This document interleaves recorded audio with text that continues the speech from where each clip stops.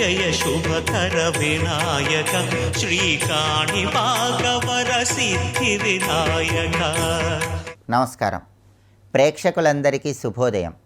ఈనాటి శుభయోగం శీర్షికన పూజా విధి విధానంలో నారికేళము కొబ్బరికాయకు ఉన్నటువంటి ప్రాధాన్యత ఏంటో, కొబ్బరికాయ దైవానికి సమర్పించినప్పుడు ప్రత్యేకంగా పాటించాల్సిన ముఖ్యమైన నియమాలేంటో పరిశీలిద్దాం. కొబ్బరికాయకు సంబంధించి పౌరాణిక గ్రంథాలలో, ఆధ్యాత్మిక గ్రంథాలలో నారికేళ విజ్ఞానము అనే పేరుతో ప్రత్యేకమైన శ్లోకాలు చెప్పడం జరిగింది. అష్టాదశ పురాణాలలో కొబ్బరికాయ విశిష్టత చెప్పడం జరిగింది. అయితే కొబ్బరికాయ కొట్టేటప్పుడు ఒక్కొక్క రకంగా కొబ్బరికాయ పగిలితే ఒక్కొక్క రకమైన ఫలితం కలుగుతుందని శ్లోక ప్రమాణంగా మనకు పురాణాల్లో చెప్పడం జరిగింది. ఎప్పుడైనా సరే కొబ్బరికాయ కొట్టినప్పుడు లోపల కుళ్ళిపోయి ఉన్నట్లయితే దాన్ని దూషిత ఫలము అనే పేరుతో పిలుస్తారు. అటువంటప్పుడు శాస్త్రం చెప్పిన శ్లోకాన్ని పరిశీలిస్తే, దూషితం నారికేళం చేత్ దోషం తత్ర న విద్యతే క్షాళయిత్వా పునర్దద్యాత్ సర్వదురిత శాంతయే అంటుంది ధర్మశాస్త్రం. అంటే దీనిలో ఉన్న అర్థాన్ని పరిశీలిస్తే, దూషితం నారికేళం చేత్ దోషం తత్ర న విద్యతే, ఎప్పుడైనా కొబ్బరికాయ కొట్టినప్పుడు పొరపాటున ఆ కొబ్బరికాయ కుళ్ళిపోయి గనక లోపల ఉన్నట్లయితే అటువంటప్పుడు ఆ దోషము కొట్టిన వారికి ఉండదు, పూజ చేసిన వారికి ఉండదు. కేవలం ఆ కొబ్బరికాయకు మాత్రమే ఆ దోషం ఉంటుంది. క్షాళయిత్వా పునర్దద్యాత్ సర్వదురిత శాంతయే. అటువంటప్పుడు ఆ కొబ్బరికాయ పక్కన పెట్టి మరొక కొబ్బరికాయని తీసుకొని దాన్ని కొట్టి దైవానికి సమర్పించుకోవచ్చు. దానివల్ల దైవం మనకు సంపూర్ణమైనటువంటి దృష్టి దోషాలను పోగొట్టినట్లుగా భావించాలని ఈ శ్లోకం మనకు తెలియజేస్తుంది. కాబట్టి కొబ్బరికాయ కొట్టినప్పుడు కుళ్ళిపోయినట్లయితే అది దూషిత ఫలం అనే పేరుతో పిలుస్తారని, ఆ దోషం కాయకు వర్తిస్తుంది తప్ప కొట్టిన వారికి ఉండదని, మనకున్నటువంటి దృష్టి దోషాలని తొలగింపజేసుకోవచ్చని ఈ ప్రమాణ శ్లోకం మనకు తెలియజేస్తుంది. అలాగే ఒక్కొక్కసారి కొబ్బరికాయ కొట్టినప్పుడు అందులో నీళ్లు ఉండవు. నీళ్లు లేనటువంటి కొబ్బరికాయ కొడితే ఏం జరుగుతుందో కూడా శాస్త్రంలో ఒక శ్లోకం ద్వారా చెప్పారు. ఎప్పుడైనా సరే తోయహీనంచ యత్ఫలం మధ్యే శుష్కం భవేద్యది ధనహానిం మనోదుఃఖం కార్యవిఘ్నం తథైవచ. నీరు లేనటువంటి కొబ్బరికాయ కొట్టినట్లయితే తోయహీనంచ యత్ఫలం మధ్యే శుష్కం భవేద్యది, అటువంటప్పుడు చేపట్టినటువంటి పనుల్లో ఆకస్మికంగా నష్టాలు కలిగే సూచనలు ఉన్నాయి. ధనహాని కలుగుతుంది, మనసుకు బాధ కలుగుతుంది, కార్య విఘ్నాలు ఏర్పడతాయని ఈ శ్లోకం మనకు తెలియజేస్తుంది. అయితే మనం ఎప్పుడూ కూడా తెలిసి నీరు లేని కొబ్బరికాయ కొట్టకూడదు. మనకు తెలియకుండా నీరు లేని కొబ్బరికాయ కొట్టినా అందులో ఎటువంటి దోషము ఉండదు. కానీ తెలిసి మాత్రం నీరు లేని కొబ్బరికాయ పూజలో కొట్టరాదు. అయితే నీరు లేనటువంటి కొబ్బరికాయను, ఆ ఎండిపోయిన కొబ్బరికాయను కురిడీకాయ అనే పేరుతో పిలుస్తారు. ప్రత్యేకమైనటువంటి హోమాలు నిర్వహించేటప్పుడు ఆ హోమద్రవ్యాలలో ఈ కురిడీకాయను వినియోగిస్తారని కూడా ధర్మశాస్త్ర గ్రంథాలు తెలియజేస్తున్నాయి. అలాగే కొబ్బరికాయ పగలగొట్టే సమయంలో ఆ నీరు చిమ్మి మన మీద పడినట్లయితే అది శుభానికి సంకేతమని, అలాగే కొబ్బరికాయ కొట్టినప్పుడు ఆ కొబ్బరికాయ చిన్న ముక్క ఒకటి పెద్ద ముక్క ఒకటి వచ్చేలాగా పగిలినట్లయితే మన పనులు నెరవేరటానికి కొంత ఆలస్యమయ్యే అవకాశం ఉందని కూడా ధర్మశాస్త్ర గ్రంథాలు తెలియజేస్తున్నాయి. అయితే ఎప్పుడైనా కొబ్బరికాయ కొట్టినప్పుడు కొబ్బరికాయ మధ్యలో పువ్వు రావటం అనేది అదృష్టానికి సంకేతం. అది దైవానుగ్రహాన్ని తొందరగా కలిగింపజేస్తుంది. ఆర్థిక ఆరోగ్య కుటుంబ సమస్యలు అధిగమించడానికి ఇది విశేషంగా సహకరిస్తుంది. ఆకస్మిక ధనలాభాన్ని కూడా కలిగింపజేస్తుందని ధర్మశాస్త్ర గ్రంథాల్లో చెప్పడం జరిగింది. కాబట్టి నారికేళ విజ్ఞానానికి సంబంధించిన ప్రమాణ శ్లోకాలను పరిశీలించినట్లయితే కొబ్బరికాయ కుళ్ళిపోయినా ఎటువంటి దోషము ఉండదు. ఎండిపోయిన కొబ్బరికాయను మాత్రం తెలిసి కొట్టరాదు. కొబ్బరికాయ కొట్టడం ద్వారా దైవం సంపూర్ణమైన అనుగ్రహానికి ప్రతి ఒక్కరూ సులభంగా పాత్రలు కావచ్చు.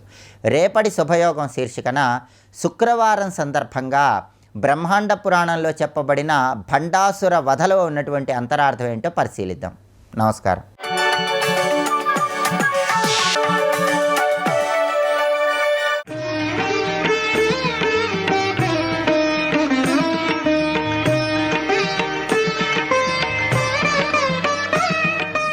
మహాబెలం నుంచి ఒక అగ్నిజ్వాలగా బయటకు వచ్చారు. ఇక్కడ ఆశ్చర్యపోతున్నారు దేవతలందరూ. ఈ అగ్నిజ్వాలగా బయటకు వచ్చి ఈ దేవతలతో సహా అందరినీ ఆక్రమించేసింది అగ్ని, తన లోపలికి లాగేసుకుందండి. ఇక్కడ చిత్రం. ఎందుకంటే వాడు ఒక వరం చాలా జాగ్రత్తగా చెప్పాడు. లోకం ఉన్నంత వరకు నాకేం కాకూడదు, లోకం నశించినా నేను ఉండాలనుకున్నాడు వాడు ఇక్కడ.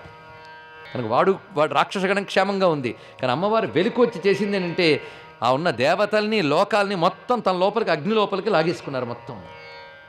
అటు తర్వాత ఏం చేశారంటే, అంటే లోకం ఉన్నంత వరకు ఇప్పుడు లోకం లేకుండా అయిపోయింది కదా, ఆ లోకం పని అయిపోయింది. ఇప్పుడు ఆ తర్వాత తనలో లీనమైపోయిన సృష్టిని మళ్ళీ సృష్టి చేయడం మొదలుపెట్టారు ఆ తల్లి. చూడండి ఇక్కడ ఎంత అద్భుతమైన విషయము.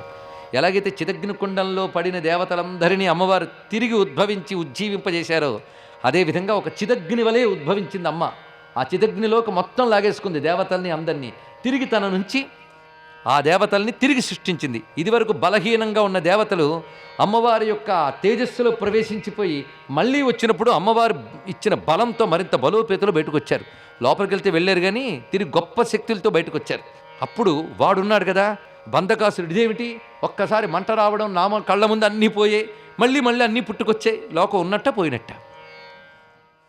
నువ్వు లోకం ఉన్నంత వరకు ఏ లోకం గురించి ఉన్నావో అది పోయింది, ఇప్పుడు కొత్త లోకం వచ్చింది కనుక నీకు చచ్చే కాలం దగ్గరికి వచ్చింది. ఆ బంధకాసురుడు అమ్మవారి మీదకి యుద్ధానికి వచ్చాడు. అయితే అమ్మవారి యుద్ధం వీళ్ళకేమీ తెలియట్లేదు, ఎందుకంటే వీళ్ళందరినీ లోపలికి లాగి మళ్ళీ తిరిగి బతికించేయడమే వీళ్ళకి తెలిసింది. మళ్ళీ అమ్మవారిని ధ్యానిస్తూ వాళ్ళందరూ ఆ బిలస్థానం దగ్గర తపస్సు చేస్తున్నారు. ఎక్కడైతే బంధకాసురుడు ఉన్నాడో అక్కడికి వెళ్ళిందిట అమ్మవారు. వెళ్ళి వాడిని యుద్ధానికి రమ్మని పిలిచింది. బయటికి రాగానే అమ్మవారి స్వరూపం ఎలా కనబడుతుందో చూడండి. ఇక్కడ ఈ తల్లి చాలా దివ్యమైన రూపంతో ప్రత్యక్షమైంది. అక్కడ అత్యద్భుతమైన రూపం ఎలా ఉన్నది అంటే, అష్టాదశ భుజోపేతాం చక్రాద్యష్టాదశాయుధాం, 18 చేతులలో అనేక రకాల ఆయుధాలు పట్టుకుంది. ఇదే మహాదుర్గా స్వరూపము. 18 చేతులతో శంఖచక్రాది ఆయుధములు ధరించి ఆ తల్లి సర్వదేవతాత్మికయ్యి బంధకాసురునితో యుద్ధం చేసి అతన్ని కింద పెట్టి అణిచినదండి. ఆ అణచివేసి ఒక పాదాన్ని అతడు గుండెపై పెట్టి కంఠం మీద మరొక పాదాన్ని పెట్టి అతడు జుట్టుని పైకి లాగి అతన్ని సంహరించింది. ఇక్కడ వెంటనే అతడు అనుయాయులైనటువంటి రాక్షస పరివారం అమ్మ మీదకి యుద్ధానికి వస్తే వాళ్ళందరినీ అవలీలగా సంహరించింది ఆ తల్లి. ఆ సంహరించిన తర్వాత ఆ బంధకాసురుడి దేహాన్ని ఈడ్చుకుని బిలం దగ్గరికి తీసుకొచ్చింది. ఇంతవరకు దేవతలకు ఏం జరిగిందో తెలియలేదు. ఇప్పుడు వాళ్ళకి అమ్మవారు అతడి దేహాన్ని ఈడ్చుకు రావడం కనబడుతుంది. అయితే యుద్ధం చేసినప్పుడు 18 చేతులతో చేసింది, కానీ ఈడ్చుకొచ్చేటప్పుడు మాత్రం ఆ తల్లి 5 ఏళ్ల బాలికగా వస్తోంది. ఎంత బాగుందండి ఆ స్వరూపాన్ని ఒక్కసారి భావిస్తే. 5 ఏళ్ల బాలిక అంత రాక్షసుడు జుట్టు పట్టుకుని ఈడ్చి తీసుకొస్తుంది. వెంటనే వీళ్ళందరూ కూడాను అంతవరకు చెట్టుపై చిలకలుగా ఉన్నవాళ్ళు దిగిపోయి అసలైన రూపాలతో ఈ రాక్షసుని ఈడ్చుకు వస్తున్నటువంటి 5 ఏళ్ల పిల్ల సామాన్యురాలు కాదు అని వెంటనే అమ్మవారికి నమస్కారం చేస్తూ ఆ బాల రూపంలో ఉన్న అమ్మని నమస్కరిస్తున్నారు. జయ మంగళ కన్యే త్వాం జయ దేవహితేషిణ కాశిత్వం బ్రూహి కళ్యాణి. అమ్మ, దేవహితానికే నువ్వు ఈ రాక్షసుని సంహరించినందుకు నీకు అనేక నమస్కారములు. మొట్టమొదటి ఒక మహాగ్ని బిలం నుంచి రావడం మాకు కనబడింది. మేమందరం అందులో ప్రవేశించాం, మా పని అయిపోయింది అనుకున్నాం. మళ్ళీ మమ్మల్ని ఎవరో సృష్టించినట్లు ఇలా సృష్టింపబడ్డాము. ఇప్పుడు చూస్తూ ఉంటే నువ్వు ఈ రాక్షసుని ఈడ్చుకు వచ్చావు.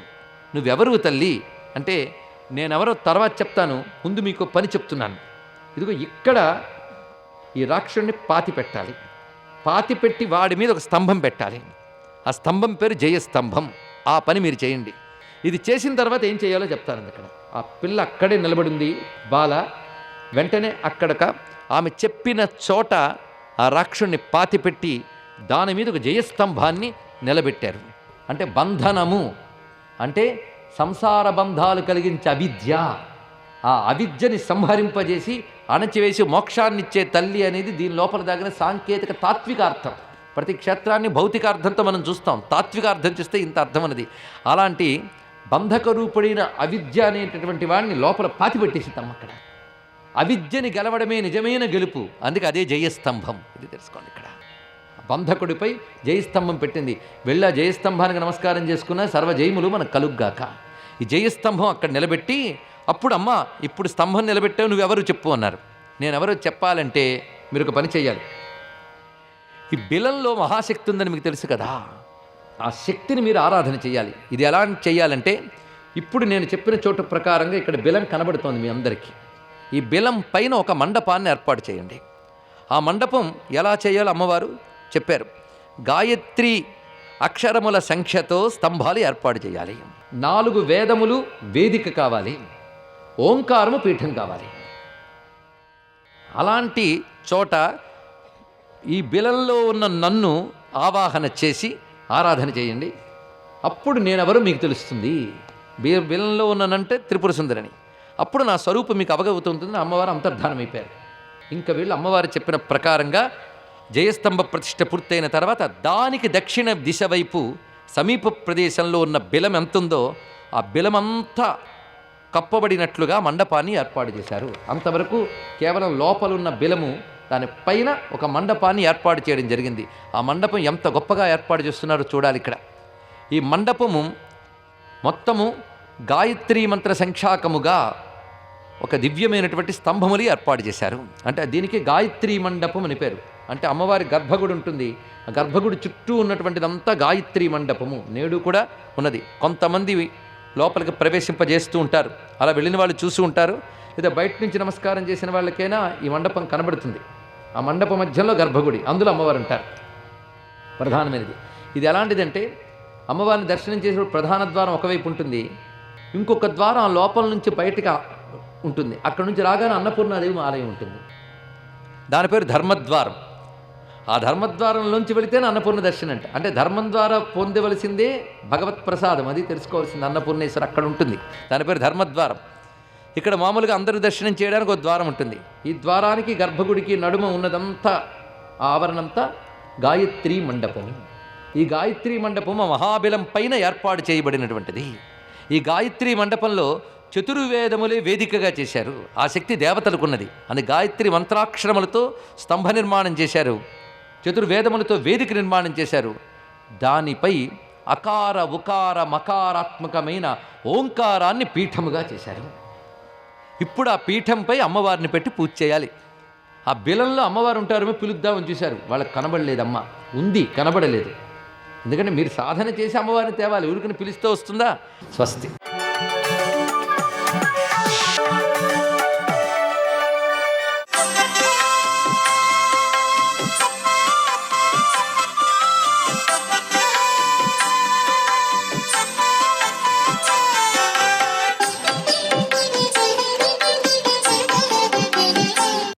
ఓం నమో నారాయణాయ.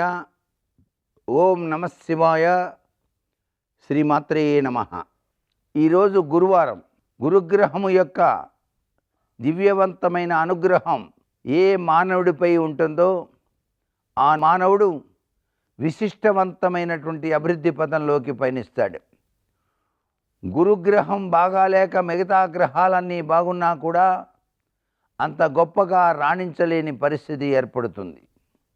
అందుచేత గురువు తన దివ్యవంతమైన అనుగ్రహాన్ని ప్రసాదించాలంటే ఔదంబర వృక్షం చుట్టూతా గనక గురువారం నాడు 21 ప్రదక్షిణాలు నిర్వహించి ఆ చెట్టు కింద ఉన్న దత్తపాదుకలకు అభిషేకం చేసి నానబెట్టిన శనగలు తాళింపు వేసినవి నైవేద్యంగా సమర్పించి 4 గురువారాలు ఈ విధంగా కనుక నైవేద్యంగా సమర్పించింది 10 మందికి కనుక పంచినట్లయితే గురుగ్రహము యొక్క దివ్యవంతమైన అనుగ్రహం చేత అనేక రంగాలలో విశిష్టవంతమైనటువంటి అభివృద్ధిని మీరు సాధించుకోవడానికి ఆస్కారాన్ని ఆ దత్తప్రభువు అనుగ్రహిస్తాడన్నమాట. గురువారం నాడు కాలాన్ని సద్వినియోగం చేసుకోవడానికి ప్రతి ఒక్కరూ కూడాను ఔదంబర వృక్ష ప్రదక్షిణాల్ని నిర్వహించండి. ఔదంబర వృక్షం అంటే చాలా విశేషకరమైనటువంటి వృక్షరాజం. వృక్షాలు దేవతా స్వరూపాలుగా మనకు శాస్త్రాలు తెలియజేస్తున్నాయి. ఆ యొక్క మేడిపండు కాసేటువంటి ఔదంబర వృక్షం అద్వితీయమైనటువంటి విశేషకరమైనటువంటి గురు ప్రభావాన్ని మనకు అందిస్తుంది. అంతేకాకుండా గురువారం నాడు గోమాత సేవ చేసేటువంటి వాళ్ళు తప్పనిసరిగా శనగలు నానబెట్టినవి ఆ గోమాతకు ఆహారంగా తినిపించి 3 ప్రదక్షిణాలు కనుక నిర్వహించినట్లయితే విశిష్టవంతమైనటువంటి గురుగ్రహ ప్రభావం అద్వితీయమైన ఐశ్వర్యానికి నాంది పలుకుతుంది, కీర్తి ప్రతిష్టలకు నాంది పలుకుతుంది. ప్రతి విషయంలోనూ మీదే విజయంగా కొనసాగటానికి ఈ గ్రహము యొక్క ప్రాధాన్యతను అంచనా వేసుకొని మీరు ఈ నియమాలు పాటించటం సర్వత్రా కూడా శుభదాయకంగా మనకు శాస్త్రాలు తెలియజేస్తున్నాయి. దీన్ని ఆచరించి తరిద్దామా మరి? సర్వే జనా సుఖినో భవంతు.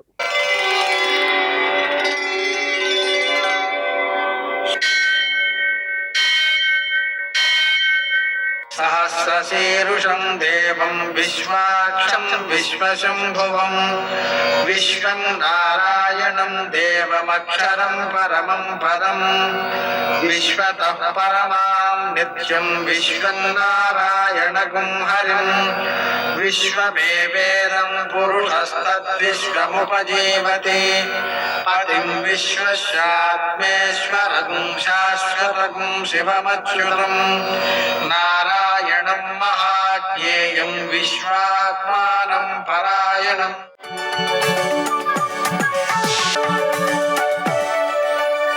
సూర్యశౌర్యమథేందురింద్రపదవీ సన్మంగళం మంగళం. నమస్తే భగవన్ దేవదత్తాత్రేయ జగత్ప్రభో సర్వబాధా ప్రశమనం కురు శాంతిం ప్రయచ్చమే. నేటి కాలమాన విశేషాలను గమనిద్దాం. స్వస్తి శ్రీ చాంద్రమాన పరాభవనామ సంవత్సరం దక్షిణాయనం గ్రీష్మ ఋతువు ఆషాఢమాసం శుక్లపక్షం గురువారం. సూర్యోదయం 5:56, సూర్యాస్తమయం 6:49. తిథి నవమి ఉదయం 7:03 వరకు, నక్షత్రం విశాఖ రాత్రి 1:43 వరకు, వర్జం ఉదయం శేషవర్జంగా మిగిలింది 7:04 వరకు, దుర్ముహూర్తం ఉదయం 10:14 నుంచి 11:05 వరకు, మరల మధ్యాహ్నం 3:23 నుంచి 4:14 వరకు, అమృతకాలం మధ్యాహ్నం 3:57 నుంచి 5:43 వరకు, రాహుకాలం గురువారం కాబట్టి మధ్యాహ్నం 1:30 నుంచి 3 గంటల వరకు, అష్టగౌర్గ రీత్యా శుభప్రదమైన సమయం ఉదయం 11:30. నేటి విశేషం, ఈరోజు కూడా ఆ అయన ప్రయుక్తమైనటువంటి హరిపద పుణ్యకాలం సూర్యోదయం నుంచి మధ్యాహ్నం 12:23 వరకు ఉంది. అలాగనే చాక్షుష మన్వాది కూడా ఉంది. ఆ కారణంగా హరిపద పుణ్యకాలం సందర్భంగా నదీ స్నానం, దానం, పితృదేవతారాధన అనేవి ఉత్తమమైన ఫలితాలను ఇస్తాయి. అలాగే మన్వాది సందర్భంగా కూడా, చాలా చాక్షుష మన్వాది సందర్భంగా కూడా స్నానం, దానం, పితృదేవతారాధన ఇవి చాలా ఉత్తమమైన ఫలితాలను ఇస్తాయి.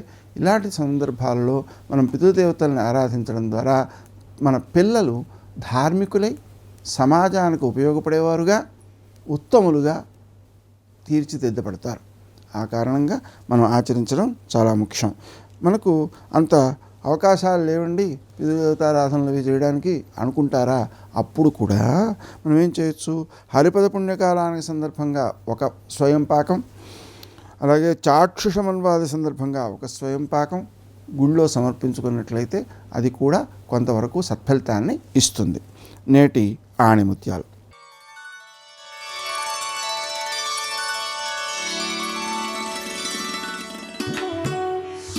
సాటివారికి సాయపడకుండా సమాజాన్ని ఉద్ధరించాలనుకోవడం హాస్యాస్పదం, మూర్ఖత్వం.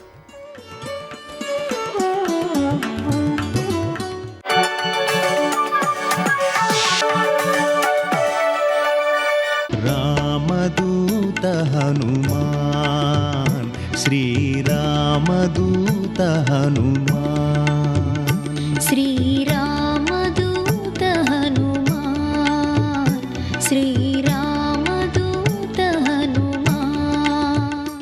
బుద్ధిమతాం వరిష్టం. ఆయన మాట, ఆయన లెక్క, ఆయన తీరు అలా ఉంటాయి. అందుకని అంటున్నారు, అల్పశేషమిదం కార్యం దృష్టేయమసితేక్షణ త్రీణుపాయానతిక్రమ్య చతుర్థమిహ విద్యతే. నేను 3 ఉపాయములను దాటి దండోపాయాన్ని తీసుకుంటానన్నారు. ఏం చెయ్యాలి దండోపాయం? మహానుభావుడు వెంటనే ఆలోచించారు. ఆలోచించి, ఇప్పుడు నేను చెయ్యవలసింది ఈ అశోకవనాన్ని భంజించాలి. అశోకవనం రావణాసురుడికి చాలా ప్రీతిపాత్రం. ఎందుకు ప్రీతిపాత్రం? అది ప్రమదావనం. ఆయన అంతఃపుర స్త్రీలు మాత్రమే అక్కడ విహరిస్తారు. ఆఖరికి అక్కడికి ఒక రాక్షసుడు కూడా రావడానికి వీల్లేదు. ఆయన అంతఃపుర స్త్రీలు మాత్రమే తిరగాలి. ఆయన కామం అటువంటిది. అందుకని వాళ్ళ సంతోషం కోసం దాన్ని ప్రాణంలా కాపాడుకుని పెంచుతూ ఉంటాడు.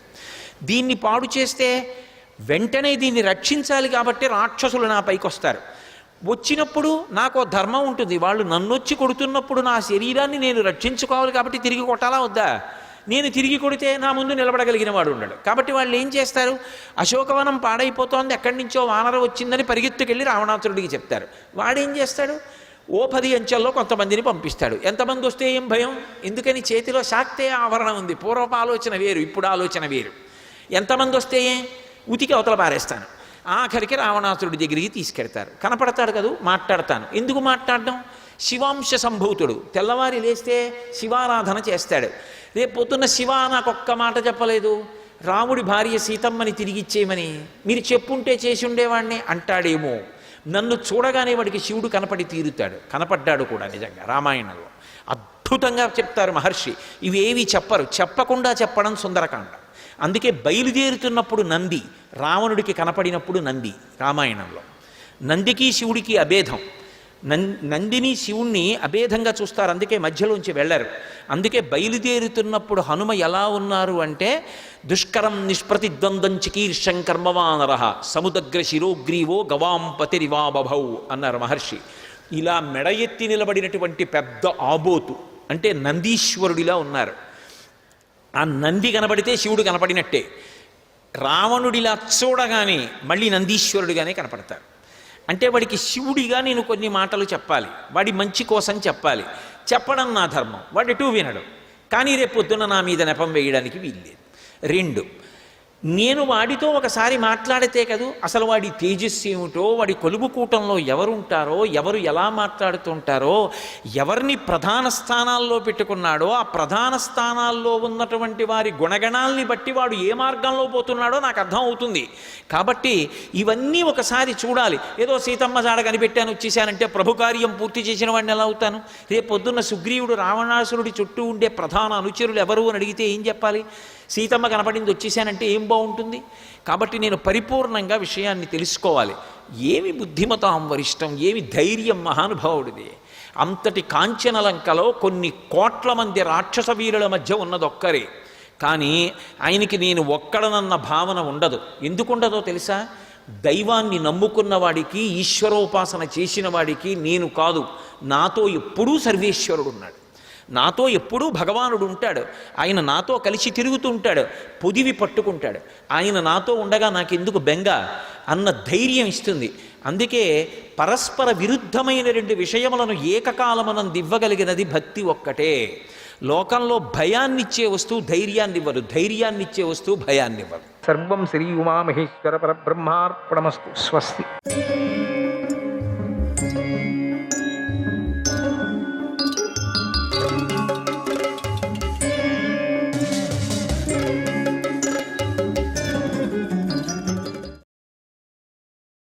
ఈ ఆటలో ఒక్కసారి పాచికలు విసరగానే ఆట పూర్తయిపోతుంది,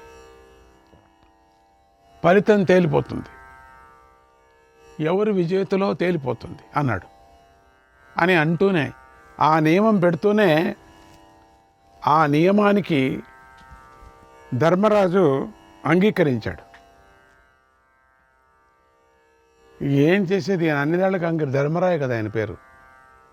శకుని పాచికలను చేతిలో పట్టుకున్నాడు.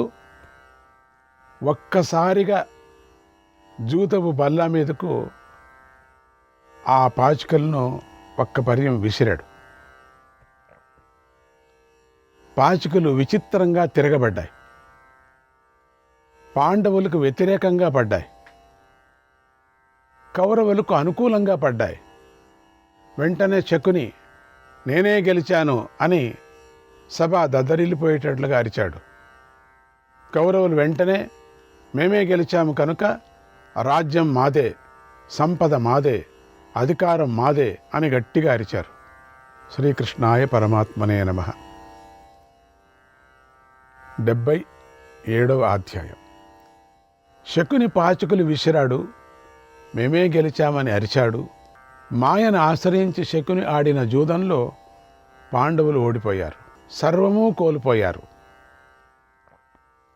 వనములోని మునులు ఆచరించే నియమాలను పాటించారు, వనవాస దీక్షను స్వీకరించారు. అందరూ మృగచర్మాలను ఉత్తరీయాలుగా ధరించారు. అలా పాండవులు రాజ్యాన్ని పోగొట్టుకొని అడవికి వెళ్ళసాగారు. అంతే, అప్పటికప్పటికే అంతా అయిపోయింది, క్షణాల్లో జరిగిపోయాయి. వారిని చూసి దుశ్శాసనుడికి పట్టరాని ఆనందం కలిగింది.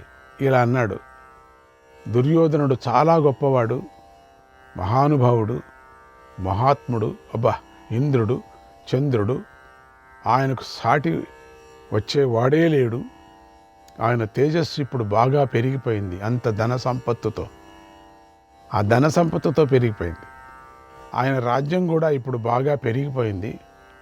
ప్రపంచంలో రాజ్యాలన్నీ అతడి ఆధీనంలోకి వచ్చేశాయి. అందరికీ ఆయనే రారాజు అయ్యాడు, ఆయనే సార్వభౌముడయ్యాడు.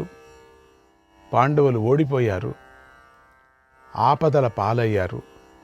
ఈరోజే పాండవులు అడవులకు వెళుతున్నారు. ఇప్పుడు మనం శత్రువుల కన్నా గొప్పవాళ్ళయ్యాం, ఉన్నత స్థితిలో ఉన్నాం. ఈ కుంతీ కుమారులు సుఖాలను కోల్పోయారు, రాజ్యాన్ని కోల్పోయారు, అంతులేని దుఃఖాల్లో మునిగిపోయారు, దుఃఖమనే నరకంలోకి పడిపోయారు.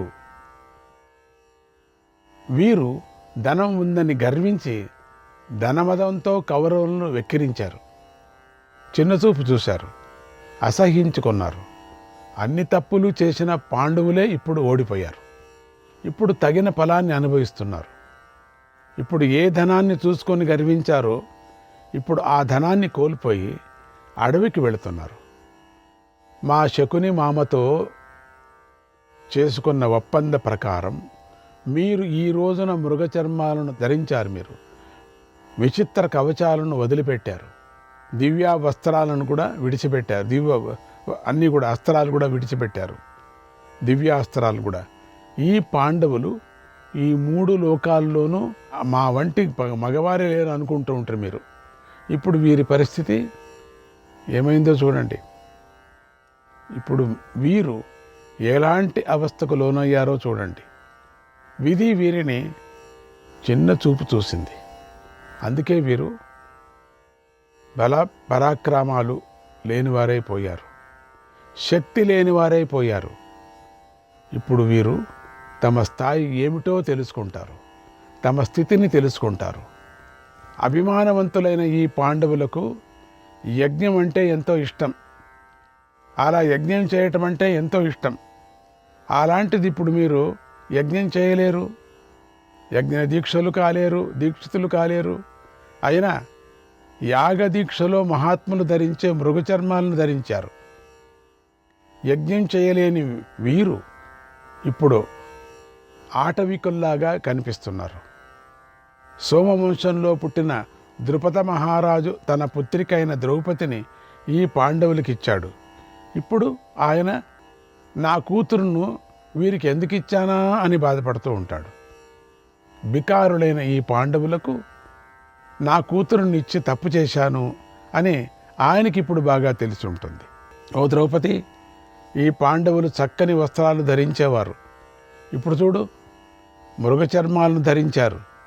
వీరి దగ్గర ధనం లేదు, వీరు దరిద్రులయ్యారు, కీర్తి ప్రతిష్టలను పోగొట్టుకున్నారు, దిక్కులేని వారయ్యారు, అడవులకు వెళుతున్నారు. అడవులలో తిని బ్రతికే ఈ స్థితి వీరికి కలిగింది. చూడండి, వీరిని చూస్తూ నీకేం సంతోషం కలుగుతుంది? నువ్వు ఇంకెవరినైనా ఇష్టపడి పెళ్లి చేసుకొని సుఖపడు. ఈ కౌరవులందరూ చాలా గొప్పవారు, ధనవంతులు, శమధమాలు కలవారు, ఐక్యమత్యంలో ఉంటారు. వీరిలో ఎవరినైనా పెళ్లి చేసుకో, భర్తగా వరించు, అప్పుడు నీకు ఈ కష్టాలు ఉండవు. ఈ కాల వైపరీత్యం నిన్ను పీడించదు కదా, నువ్వు సుఖంగా ఉంటావు, ఆనందంగా ఉంటావు. ఇప్పుడు చూడు, పాండవుల జన్మే ప్రయోజనం లేకుండా పోయింది. మొలవని నువ్వుల వల్ల ప్రయోజనం ఉండదు. అలాగే పాండవుల జన్మ ప్రయోజనం లేకుండా పోయిందని గమనించు. మొలవని నువ్వులను ఆశ్రయిస్తే లాభం ఉండదు కదా, చేసిన శ్రమంతా వ్యర్థమవుతుంది. అలాగే పతితులైన ఈ పాండవులను సేవిస్తే నీకు లాభం ఉండదు, విడిచిపెట్టు. వారిని విడిచిపెట్టకపోతే నీ బ్రతుకంతా వ్యర్థమవుతుంది, నీకు ఏ ప్రయోజనమూ చేకూరదు అని దుశ్శాసనుడు పాండవుల వింటూ ఉండగా ఇలా అతి నీచంగా మాట్లాడాడు. ఆ మాటలు విని భీమసేనుడు తీవ్రంగా కోపించాడు. హిమాలయ గుహలో ఉన్న సింహము నక్క మీదకు దూకినట్లుగా దుశ్శాసనుడి మీదకు వేగంగా వెళ్ళాడు. దుశ్శాసనుణ్ణి కోపంతో పెద్దగా బెదిరిస్తూ ఇలా అన్నాడు, ఓరి దుశ్శాసన, క్రూరుడా, నువ్వు పాపాత్ముడిలాగా మాట్లాడుతున్నావు, నీచాతి నీచంగా మాట్లాడుతున్నావు. శకుని ప్రదర్శించిన మాయతో గెలిచి మిమ్మల్ని మీరు పొగుడుకుంటున్నారు. ఇప్పుడు ఇక్కడ ఏం మాట్లాడావో అప్పుడు అక్కడ నీకు గుర్తు చేస్తాను. ఈ మాట నువ్వు బాగా గుర్తుపెట్టుకో. నువ్వు క్రోధానికి లోభానికి వశుడైపోయావు. నీతో పాటుగా నీ వెంట నడుస్తున్న వారిని కూడా యముడింటికి పంపిస్తాను. ఆ మాట కూడా బాగా గుర్తుంచుకో అన్నాడు. ఇలా మృగచర్మాన్ని ధరించిన భీమసేనుడు ఆవేశంగా మాట్లాడుతుంటే దుశ్శాసనుడు నిర్లక్ష్యంగా ప్రవర్తించాడు. కౌరవులందరి మధ్యలో నిలబడి సిగ్గు లేకుండా ప్రవర్తించి ఇలా అన్నాడు, ఓ భీమా, నువ్వు ఒక పెద్ద ఎద్దువు అని వెక్కిరించాడు, అవహేళన చేశాడు. ఓ ఎద్దు ఎద్దు అని పిలుస్తూ అందరి ముందర నాట్యం కూడా చేశాడు. అది చూసి భీముడు కోపించి మీదకు వెళుతుంటే ధర్మరాజు భీముడిని పట్టుకొని ఆపాడు. ఇదే కదా ఆ పని అయింది. అప్పుడు భీముడు, ఓ దుశ్శాసన, మోసంతో ధనాన్ని సంపాదించిన వాడే ఇలా తనకు తాను గొప్పలు చెప్పుకుంటాడు. నువ్వు అలాంటి వాడివయ్యా. నువ్వు నీ వంటి నీచులే ఇలాంటి నీచమైన మాటలు మాట్లాడతారు. నీ వంటి వారికే ఇవి సాధ్యమవుతాయి. మైవస్మ సుకృతాం లోకాన్ గచ్చేత్ పార్థో వృకోదరగా యది క్వక్షోగితే బిత్వా న పిబేత్ చోణితాం రణే. కుంతీ కుమారుడైన ఈ వృకోదరుడు అంటే భీముడు యుద్ధంలో నీ గుండెలను చీల్చి నీ రక్తాన్ని త్రాగకపోతే పుణ్యలోకాలను పొందడు. ఇది నా ప్రతిజ్ఞ. నీకు ఇంకొక మాట కూడా చెబుతాను విను. అతి త్వరలోనే అందరూ చూస్తూ ఉండగానే కౌరవులందరినీ యుద్ధంలో చంపేస్తాను. అప్పుడే నా మనస్సు శాంతిస్తుంది అన్నాడు. తర్వాత పాండవులు సభ నుంచి బయటకు వెళుతున్నారు. అప్పుడు మందబుద్ధి అయినటువంటి దుర్యోధనుడు వారిని చూసి ఎంతో సంతోషించాడు. సంతోషాన్ని పట్టలేకపోయాడు. సింహంలాగా నడుస్తున్న భీముణ్ణి చూసి వెక్కరిస్తూ తాను కూడా భీముణ్ణి అనుకరించాడు. అందరూ చూస్తూ ఉండగానే నిండు సభలో అలా నడిచి తెగ ఆనందించాడు. దానిని భీముడు గమనించి కొద్దిగా వెనక్కు తిరిగి ఇలా అన్నాడు, ఒరి మూఢుడా, దుశ్శాసనుడి రక్తం త్రాగటంతోనే నా పని పూర్తి అయిపోయింది అని అనుకోకు. ఇంకా ఉంది. త్వరలోనే నిన్ను చంపేస్తాను. నీతో పాటు నీ బంధువులను కూడా చంపేస్తాను. నువ్వు చేస్తున్న అవహేళనను వెగటు పనులను బాగా గుర్తుపెట్టుకో. నీకు తగిన సమాధానం చెబుతాను అన్నాడు. ఇలా తనకు జరుగుతున్నటువంటి అవమానాన్ని చూసి భీముడు కోపాన్ని ఎంతో కష్టంగా నియంత్రించుకున్నాడు. సహనాన్ని పాటిస్తూ ధర్మరాజు వెనుక నడుస్తూ కౌరవులతో ఇలా అన్నాడు, అహం దుర్యోధనం హంత, అహం దుర్యోధనం హంత, కర్ణం హంత ధనంజయక, శకునిం చాక్షకితవం సహదేవో హనిష్యతి, సహదేవో హనిష్యతి. నేను ఈ దుర్యోధనుడిని చంపుతాను. అర్జునుడు కర్ణుణ్ణి చంపుతాడు. ఈ జూదరి అయిన శకునిని సహదేవుడు చంపుతాడు. దేవతలు కూడా ఈ మాటను సత్యం చేస్తారు. కౌరవులకు పాండవులకు ఘోర యుద్ధం జరుగుతుంది. ఆ యుద్ధంలో ఈ దుర్యోధనుణ్ణి గదతో చంపుతాను.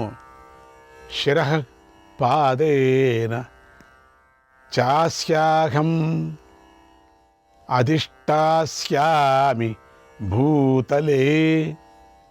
యుద్ధభూమిలో నేలపై పడేసి ఈ పాపాత్ముడి తలను కాలితో తన్ని నిలబెడతాను. ఈ దుశ్శాసనుడి నెత్తురును సింహంలాగా త్రాగుతాను అన్నాడు. తర్వాత అందరూ వింటూ ఉండగా అర్జునుడు ఇలా అన్నాడు, నైవం వాచ వ్యవసితం భీమ విజ్ఞాయతే సతాం. ఓ భీమా, సజ్జనులు తాము చేయాలనుకున్న పనిని మాటలతో చెప్పరు, చేతులతో చూపిస్తారు. నేటికి 14వ సంవత్సరంలో ఏమి జరుగుతుందో ఈ ప్రజలే చూస్తారు అన్నాడు. అప్పుడు భీముడు, ఈ నేల దుర్యోధనుడు, కర్ణుడు, శకుని, దుశ్శాసనుల నెత్రును తాగుతుంది అని అరిచాడు గట్టిగా. అర్జునుడు చెప్తున్నాడు, ఈ కర్ణుడు మనలోని తప్పులనే చూస్తున్నాడు. మనం పడుతున్నటువంటి బాధలను చూసి చాలా ఆనందిస్తున్నాడు. పైగా కౌరవులకు ఎన్నో సలహాలు ఇస్తున్నాడు, ప్రగల్భాలు పలుకుతున్నాడు. కనుక ఈ కర్ణుణ్ణి నీ ఆజ్ఞతో యుద్ధభూమిలో చంపేస్తాను, అతడి అనుచరులను కూడా చంపేస్తాను. బుద్ధిహీనులైన వారు ఇంకెవరైనా నాకెదురుగా నిలబడితే, నాతో యుద్ధం చేస్తే వారిని కూడా యముడి ఇంటికి పంపిస్తాను. హిమాలయం కదిలిన, సూర్యుడి తేజస్సును కోల్పోయిన, చంద్రుడిలోని చల్లదనం నశించిపోయిన నా ఈ మాట తప్పకుండా జరిగే తీరుతుంది. ఈ రోజు నుంచి సరిగ్గా 14వ సంవత్సరంలో దుర్యోధనుడు మనలను పిలిచి గౌరవించి సత్కరించాలి, మన రాజ్యం మనకు ఇవ్వాలి, లేకపోతే నేను చెప్పినట్లుగానే జరుగుతుంది, జరిగే తీరుతుంది అన్నాడు. అర్జునుడు అలా అనగానే సహదేవుడు తన విశాలమైన బాహువులను పైకెత్తి కోపంతో చూస్తూ పాములాగా బుసగొడుతూ శకునుని చంపాలని నిశ్చయం చేసుకున్నాడు. సభలో ఇలా అన్నాడు, గాంధారి పుత్రుల కీర్తిని నాశనం చేస్తున్న ఈ మూఢుడా, ఓ మూఢుడా, ఇవి పాచికలే అని నువ్వు అనుకుంటున్నావు, కానీ అవి పాచికలు కావు, బాణాలు, తీవ్రమైన బాణాలని తెలుసుకో.